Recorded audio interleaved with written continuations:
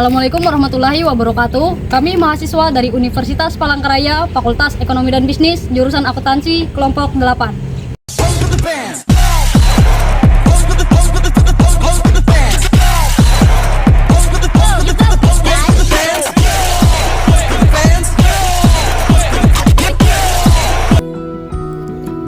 Video ini dibuat untuk menyelesaikan salah satu tugas dalam mata kuliah metode penelitian dengan dosen pengampu Ibu Okta Malinda, SEMSAK.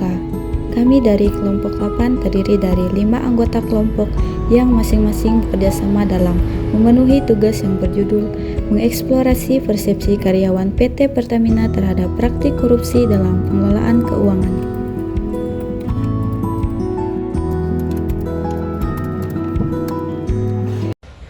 Korupsi masih menjadi masalah serius di banyak BUMN, termasuk PT Pertamina. Hal ini menunjukkan bahwa sistem tata kelola keuangan dan budaya integritas belum berjalan optimal.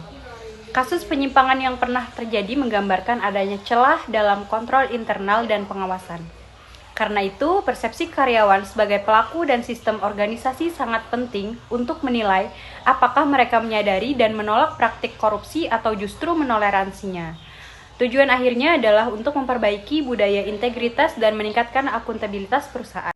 Penelitian ini ingin menjawab 3 hal utama. Yang pertama, bagaimana persepsi karyawan terhadap keberadaan praktik korupsi di dalam sistem keuangan Pertamina. Yang kedua, faktor apa saja yang mempengaruhi cara mereka memandang korupsi.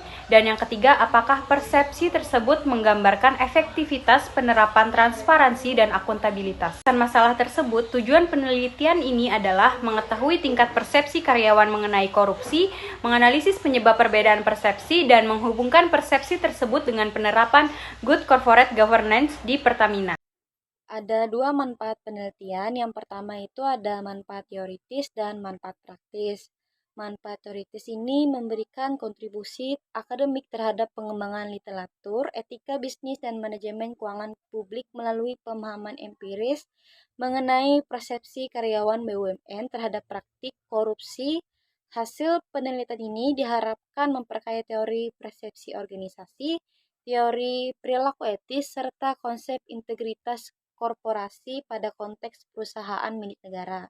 Lalu manfaat praktis ini memberikan kontribusi praktis bagi manajemen PT Pertamina Persero dalam merumuskan kebijakan anti korupsi yang berbasis pada persepsi karyawan serta memperkuat sistem audit internal mereka. Bagi pemerintah dan lembaga pengawas, hasil penelitian ini dapat digunakan sebagai dasar pengambilan keputusan strategi guna meningkatkan efektivitas pengawasan keuangan di BUMN. Selanjutnya kita masuk dalam bab 2, tinjauan pustaka. Di sini ada teori yang pertama, korupsi dalam pengelolaan keuangan. Korupsi dalam organisasi publik muncul dalam berbagai bentuk. Yang pertama, ada manipulasi laporan keuangan. Yang kedua, suap dan kolusi dalam proyek. Yang ketiga, penggelapan dana operasional. Hal ini merusak kredibilitas perusahaan dan menghambat tata kelola yang efektif.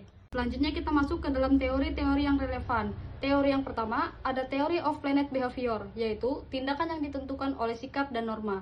Yang kedua, ada teori fraud triangle, korupsi karena tekanan, peluang, dan pembenaran. Selanjutnya kita masuk faktor yang mempengaruhi korupsi. Korupsi sendiri dipengaruhi oleh 4 dimensi. Yang pertama ada individu, yaitu ambisi finansial tinggi tanpa integritas. Yang kedua, struktur pengawasan yang lemah. Serta yang ketiga, organisasi budaya permisif dan hierarki yang menekan. Yang keempat ada eksternal, yaitu tekanan dari vendor atau pihak bisnis. Interaksi keempat faktor inilah yang akhirnya memunculkan perilaku koruptif. Selanjutnya yaitu dampak korupsi akibat tidak hanya ekonomi tetapi juga menurunkan kepercayaan masyarakat, melemahkan reputasi dan tata kelola, mematikan motivasi pegawai yang jujur. Strategi penyelesaian korupsi, pencegahan kode etik, budaya integritas, transparansi, deteksi audit digital, pelaporan, penindakan sanksi tegas, dan pemulihan aset. Selanjutnya yaitu penelitian terdahulu. Yang pertama, Putri dan Hidayat 2021, persepsi karyawan terhadap good corporate governance di BUMN mempengaruhi risiko korupsi. Yang kedua, Rahmadani dan Siregar 2020, faktor pendidikan, kepuasan kerja, dan kepemimpinan mempengaruhi persepsi anti korupsi di perusahaan energi. Yang ketiga, Wulandari dan Santoso 2023, Transparansi keuangan dan budaya organisasi mempengaruhi persepsi anti korupsi di BUMN. Kerangka berpikir yang pertama, input persepsi karyawan, budaya organisasi dalam pengawasan kepemimpinan, etis, transparansi keuangan. Yang kedua, output identifikasi persepsi anti korupsi pada faktor determinan evaluasi tata kelola keuangan. Yang ketiga, outcome penguatan integritas, peningkatan akuntabilitas sistem pengawasan berbasis etika. Di sini saya akan menjelaskan dalam bab 3 metode penelitian, di mana ada jenis penelitian menggunakan kualitatif eksploratif untuk memahami persepsi subjektif karyawan secara mendalam, dan ada juga pendekatan penelitian dalam menggunakan pendekatan fenomenologis untuk menekankan makna pengalaman pribadi karyawan terhadap fenomena korupsi yang mereka lihat atau rasakan.